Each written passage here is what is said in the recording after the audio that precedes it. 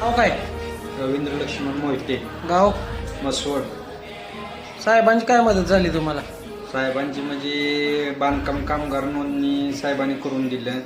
प्रत्येक माझ्या मुलाचं हापांडीचं सर्टिफिकेट मिळवून दिलं आणि आम्हाला पेटी भेटली, भांडेकोंड्याचं किट भेटलं. साहेबांची एक नंबर मदत झाली आणि विना 1 रुपया देता.